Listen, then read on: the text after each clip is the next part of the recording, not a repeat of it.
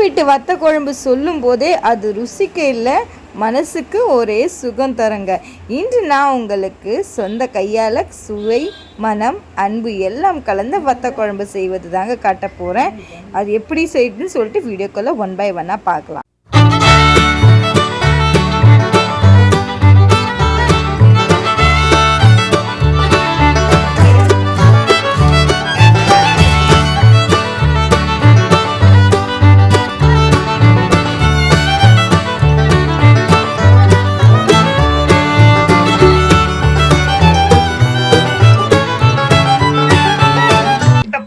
சூப்பரான கல்யாண வீட்டு வத்த குழம்பு செய்ய ஆரம்பிச்சிடலாமா? ஒரு அகலமான கடாயை எடுத்துக்கோங்க.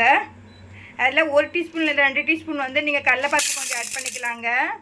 இன்றைக்கி நம்ம எண்ணெயில் தாங்க நம்ம வந்து வறுக்க போகிறோம். அடுத்து நம்ம ஆட் பண்ண போகிறது 2 டீஸ்பூன் வந்து உளுந்து பருப்பு ஆட் பண்ணிக்கலாங்க. வந்து சீரகம் ஆட் பண்ணிக்கலாங்க. 1 டீஸ்பூன் மிளகு ஆட் பண்ணிக்கலாம். இந்த நேரத்தில் 1/4 டீஸ்பூன் கடுகு ஆட் பண்ணிக்கலாங்க. கடுகு வந்து ஆப்ஷனல் தாங்க, அதிகமாக ஆட் பண்ணாதீங்க. சப்போஸ் கடுகு அதிகமாக ஆட் பண்ணிங்கன்னா அந்த கசப்பு தன்மை வந்துடும். டீஸ்பூன் வெந்தயம் ஆட் பண்ணிக்கலாங்க. வெந்தயம் கூட அதிகமாக ஆட் பண்ணாதீங்க, ஏன்னா கடுகு வெந்தயம் சேரும் போது கசப்பு தன்மை இருக்குங்க.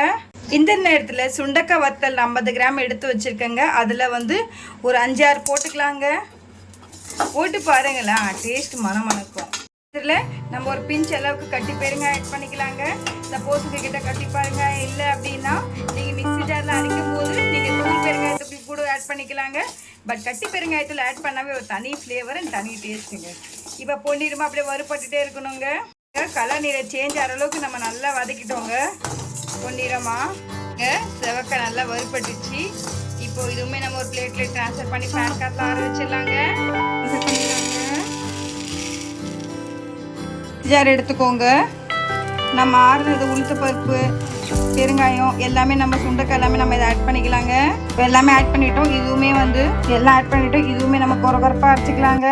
நல்லா அரைச்சிட்டோம். இதுவுமே ஒரு பிளேட்டை ட்ரான்ஸ்ஃபர் பண்ணிடலாங்க. செய்கிற வத்த குழம்பு வந்து நல்லெண்ணெய் தாங்க செய்ய போகிறோம். அகலமான பாத்திரம் வச்சுக்கோங்க. அது தேவையான அளவுக்கு நீங்கள் வந்து நல்லெண்ணெய் ஆட் பண்ணிக்கோங்க. ஏன்னா நல்லா காஞ்சிடுச்சு. இதில் 1/4 டீஸ்பூன் வந்து அப்படியே கடுகு ஆட் பண்ணிக்கலாங்க. கடுகு பொரிய ஆரம்பிச்சிச்சிங்க. இந்த நேரத்தில் வந்து 1/4 டீஸ்பூன் வெந்தயம் ஆட் பண்ணிக்கலாங்க. 1/4 டீஸ்பூன் சீரகம் ஆட் பண்ணிக்கலாம். மிளகு ஆட் பண்ணிக்கலாம். ஒரு கைப்பிடி சின்ன வெங்காயம் எடுத்து கட் பண்ணி வச்சுருக்கேன், அதுவுமே நம்ம ஆட் பண்ணிக்கலாங்க. பூண்டு வந்து குறைச்சியும் கூடியும் போட்டுக்கலாங்க. எல்லாம் நம்மளுடைய விருப்பம் தாங்க. உங்களுக்கு தேவையான அளவுக்கு நீங்கள் பூண்டு ஆட் பண்ணிக்கோங்க. அதிகமாக வேணால் அதிகமாக ஆட் பண்ணிக்கலாம், கம்மியாக வேணால் கம்மியாக ஆட் பண்ணிக்கலாம். இப்போ அடுப்பானால மீடியம் ஃப்ளேமில் வச்சுருங்க.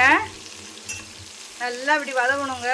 வெங்காயமும் பூண்டு நல்லா செவக்க ஆரம்பிச்சு. இந்த நேரத்தில் நம்ம கொஞ்சமாக ஒரு கைப்பிடி கருவேப்பிலை ஆட் பண்ணிக்கலாங்க. இப்போ இதுவுமே வதக்கிட்டே இருங்க.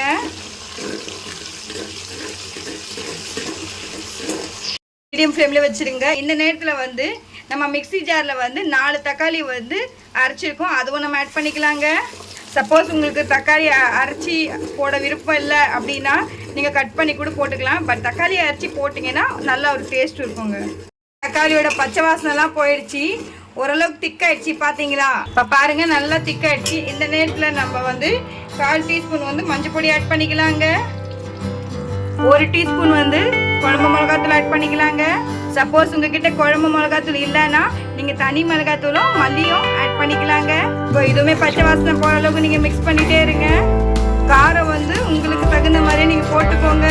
எல்லாமே வதக்கிடுச்சிங்க. இந்த நேரத்தில் வந்து நம்ம எலுமிச்சை சைஸ் புளி எடுத்து வச்சுருக்கோம், அதுவுமே நல்லா வடிகட்டியிருக்கோம், அதுவுமே ஊற்றிக்கலாங்க. ஏன்னா வந்து இந்த மாதிரி வத்த குழம்புக்கு புளி கொஞ்சம் அதிகமாக ஆட் பண்ணதாங்க அந்த கசப்பு தன்மை இருக்காது. இப்போ அதுவுமே ஊற்றிக்கலாங்க. புளி தன்மையும் நம்ம உப்பு ஆட் பண்ணிக்கலாங்க. உப்பு, காரம், புளியெல்லாம் எப்படி இருக்குன்னு பாருங்கள். உங்களுக்கு ஏற்ற மாதிரி நீங்கள் கூடிய கொஞ்சம் அட்ஜஸ்ட் பண்ணிக்கோங்க. இப்போ நல்லா இது கொதிக்கணுங்க. இது கொதிக்கிற சைடில் நம்ம இன்னொரு ஸ்டவ் ஆன் பண்ணி நம்ம சுண்டக்காவை பொரிச்சிடலாங்க. இப்போ சுண்டக்காய் வதங்க இந்த இன்னொரு ஸ்டவ்வில் வந்து நம்ம அகலமான ஒரு கடையை எடுத்துக்கலாம். அதில் தேவையான அளவுக்கு வந்து சுண்டக்காய் வதக்கிற அளவுக்கு நம்ம எண்ணெய் ஆட் பண்ணிக்கலாங்க. இன்றைக்கி நான் 50 கிராம் தாங்க சுண்டக்காய் எடுத்து வச்சுருக்கேன்.